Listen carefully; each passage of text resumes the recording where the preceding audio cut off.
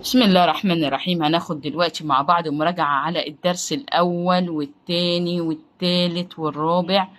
المفهوم الأول آه، الوحدة الأولى، عشان في مفهوم تاني. يعني الوحدة متقسمة جزئين، مفهوم أول ومفهوم تاني.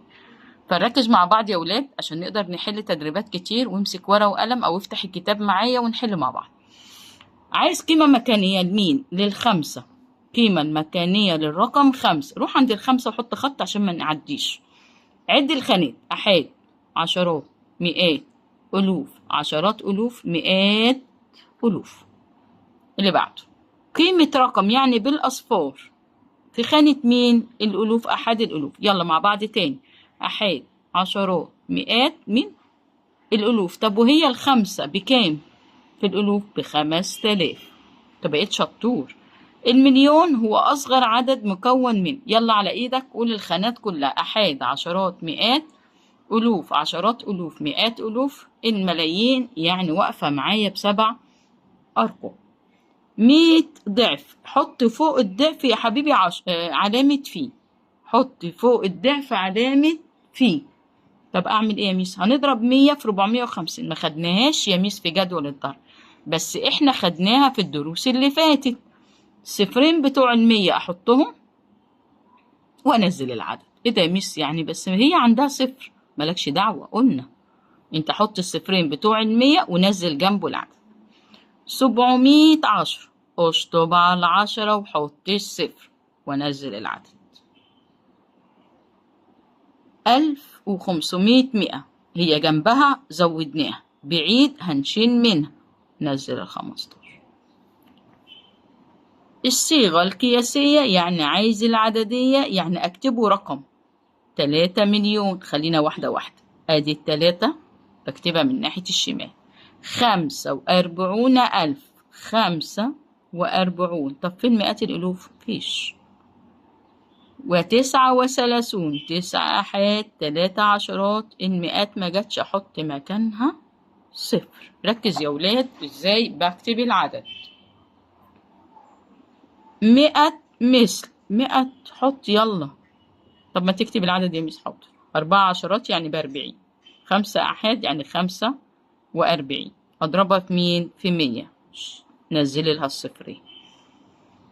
25 مئة، أشطب على 100 وأزود صفرين وأكتب العدد 25. أكتب العدد اللي عايزه بالصيغة إيه؟ القياسية. اقرا شوية كده هتلاقي عايز منك بالصيغة القياسية. ماشي يا مش يعني مش صعبة؟ لا مش صعبة يا حبيبي ولا حاجة، انت شاطر وكل حاجة شاطرة معاك. 33 مليون، روح بعيد كده، بعيد بعيد اكتب. طب 255,000، ادي 255,000. و314، 304. شوف انا بعيد الارقام بعيد عن بعضيها ازاي. خلي خطك حلو. كون اكبر عدد واصغر عدد. قلنا كبير، روح من ورا وهات الكبير كده. مين كبير؟ 7، بعدين 6، 4، 3، 1. طب لو قال لي الصغير، روح اكتب الصغير من الشمال ناحية ايدك اللي ما بتاكلش بيها. 1، بعدين 3، وبعدين 4، وبعدين 6، وبعدين 7. اكتب الصيغة اللفظية للعدد.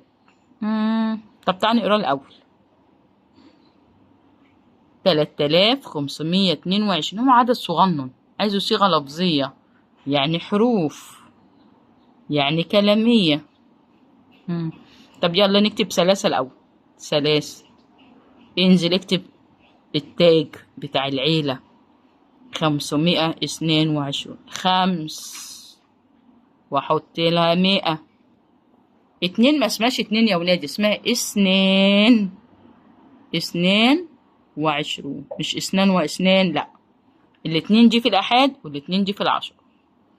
اكتب صيغة ممتدة. ممتدة يعني فك العدد. ممتدة يعني أفك العدد. ممتدة يعني أفك العدد. فكه. 1 أحاد زائد 6 عشرات ب60 زائد 5 ميات 500. 4 في القلوب بكام يا جميل؟ 4000. لغاية كده أنا بقف بجد، مش بكمل يا ميس. حط ال3. هي في عشرات الألوف على فكرة، يعني ب30,000. بس انت شطور، عد الأرقام اللي قبلها: 1 2 3 4، 1 2 3 4. الاتنين اهي، عد يلا اللي قبلها: 1 2 3 4 5، 1 2 3 4، ادي 5. اكتب الصيغة القياسية عددية. هي الصيغة دي اسمها ايه؟ لسه واخدينها شوية مع بعض. لما بتضرب في رقم الخانة، يعني في آحاد تضرب في 1، عشرات تضرب في 10، في خانة المئات بتضرب في 100. صيغة تحليلية: 5 في 1 5. مفيش عشرات، مفيش مئات، مفيش ألوف، مفيش عشرات الألوف. ليه يا ميس كده؟ عشان السبعة في 100,000. طيب ودي في خانة ايه؟ ملايين. 100 جاية بعد 700,000، يعني خانة الملايين. صعبة، بس عارف لما انت تقعد تحلها مرة واتنين كده هتبقى شاطر. مع عمر مبلغ 4500 جنيه، بعد عامين تضاعف المبلغ الذي معه ليصبح 10 أضعاف. يعني أنا هقول له إيه؟ 10 في 4500 هيدينا إيه؟ شفت الصفر ده؟ حطه. أنزل العدد كله. طب ما معاه أصفار يا ميس أديله ليه؟ أنت مالك؟ أنت حطه كده. المسألة صح، بس مش هاخد الدرجة كلها. ليه يا ميس؟ عشان احنا ما كتبناش التمييز بتاع المسألة. فكم يملك عمرو من المال، دي تتحط وبعدين احط له جنيه. ماشي يا جميل؟ ماشي. إذا كانت إحدى مستعمريات النمل تحتوي على 1,200,000، عبر عن الصيغة بصيغة قياسية. أكتب كده، أكتب هنا صيغة قياسية والممتدة. ودي واجب ليك يا جميل، عشان أنا ما اديتكش أي واجب. يلا مع بعض ناخد الدرس الخامس والسادس في الوحدة الأولى في المفهوم الثاني لسنة رابعة. لايك وشير عشان يوصل لك منهج تاني إعدادي إن شاء الله من الكتاب المدرسة.